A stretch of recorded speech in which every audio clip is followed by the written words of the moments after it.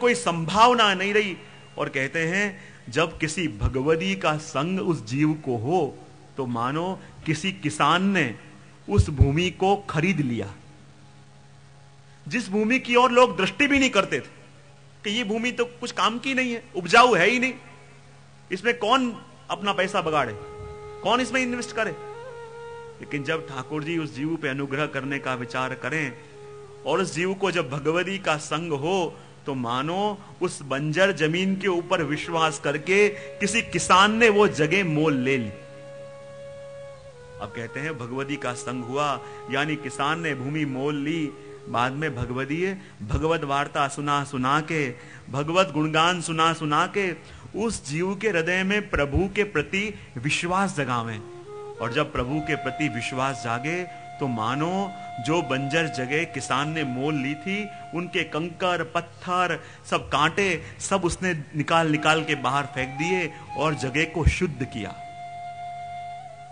और जब धीरे धीरे समय जाने लगे और नित्य भगवत वार्ता सुनने के कारण, नित्य भगवत सत्संग सुनने के कारण उस जीव के हृदय में प्रभु के प्रति दृढ़ विश्वास जागे तो मानो अब उस किसान ने उस बंजर जमीन में हल जोतना प्रारंभ कर दिया, उस भूमि के अंदर हल जोतना प्रारंभ कर दिया। और जहां भूमि में हल जोता और बाद में वो लेके राजा के पास गया अनाज लेने के लिए, बीज लेने के लिए, और राजा ने उसको बीज दिए। और वो राजा यानी कौन? भगवती का संग हुआ, सत्संग मिला, प्रभु पे विश्वास जगाया और फिर लेके गुरु के पास गया और राजा ने उसे बीज दिया। राजा यानी गुरु, और गुरु ने भगवत नाम रूपी, भगवत मंत्र रूपी दीक्षा उस जीव के हृदय में स्थापित करी। और क्या हुआ? जहां बीज बोया गया धीरे धीरे नित्य सत्संग भी करने लगा और अब धीरे धीरे वो बीज अंकुरित हुआ। और जहां बीज अंकुरित हुआ, लेकिन जब बीज छोटा सा हो, थोड़ा सा अंकुरित हुआ हो, तो उसमें भय रहता है कहीं कोई कीड़ा लग न जाए। और वो कीड़ा क्या है? लौकिक लोगों की सलाहें। अरे अभी इसमें क्या पड़ गया, अभी तो समय है, घर को देखना है, परिवार को देखना है, ये सब में समय बिगाड़ेगा तो घर के व्यवहार कब करेगा? ये क्या है? वो जो भक्ति का पौधा थोड़ा सा बड़ा हुआ है और तभी डर होता है कीड़े लगने का।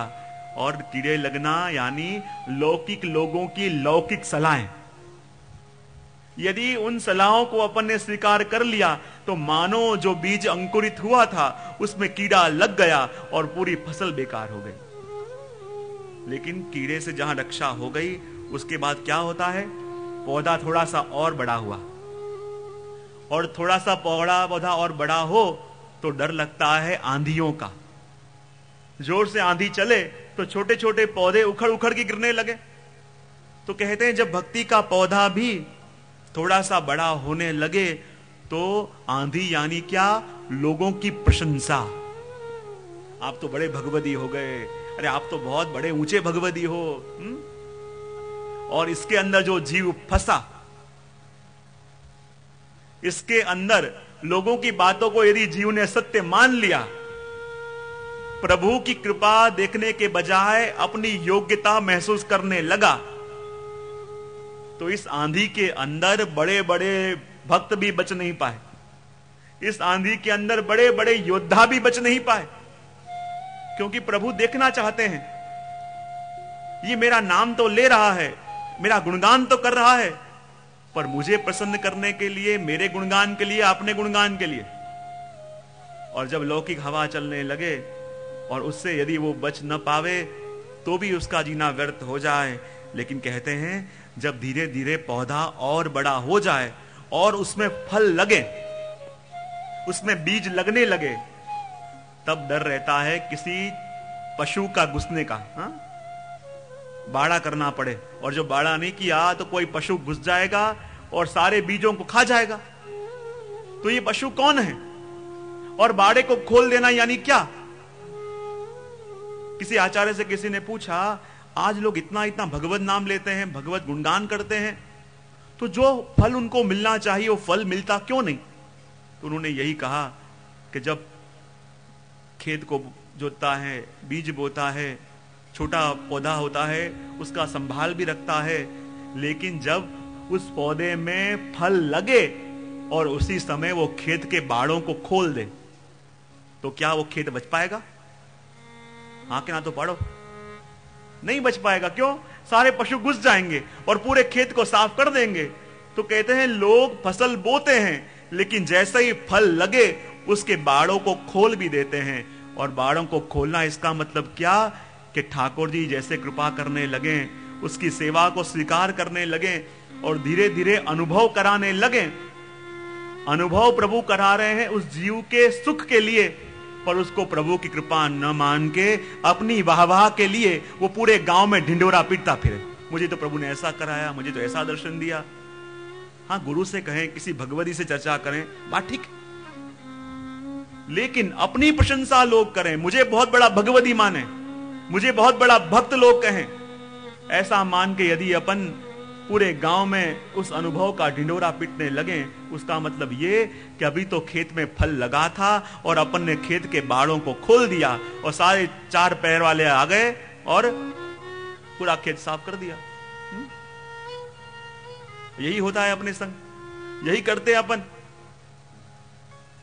और जब तक उसके अंदर वो बीज को विकसितता प्राप्त न हुई हो, तब तक उस जीव को संभालना पड़े। लेकिन उसके भक्ति का बीज एक बार घटादार वृक्ष बन गया, तो देखो, जब पौधा छोटा होता है ना, तो उसे भेड़ बकरियों से बचाना पड़ता है।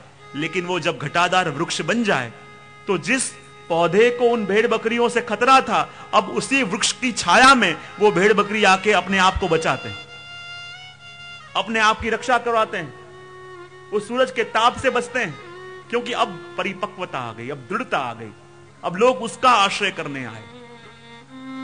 तो ये पूरी जीव की अवस्था बताई। और जब ऐसे पुष्टि भक्त का देह त्याग करता है, तो कहते हैं जैसे ही वो देह त्याग करे और उसके सामने श्री वल्लभ अपने दूतों को उसे लेने भेजते हैं। जैसे ही जीव अपने देह को त्याग करे और सामने सुंदर सफेद धोती बंडी धारण करके, माथे पे तिलक धारण करके, माथे पे पाग धारण करके, हाथ में गौमुखी लेके श्री वल्लभ के दो दूत खड़े होते हैं। और जैसे ही जीव जागे, उसके हाथ को पकड़ के और दोनों वैष्णव के वो दूत, श्री वल्लभ के वो दूत, उस जीव को लेके गोलोक धाम तक लेके जा रहे हैं। और रास्ते में ऐसा ऐसा वैभव आता है, ऐसे रत्न जड़ित बड़े बड़े भवन आते हैं, ऐसी सुंदर सुंदर कंदराएं आती हैं। लेकिन वो वल्लभ के दूत विचार करते हैं कि जो आसपास की भव्यता में इसका मन गया, तो प्रभु तक पहुंच नहीं पाएगा, यहीं ठहर जाएगा। इसका मन आस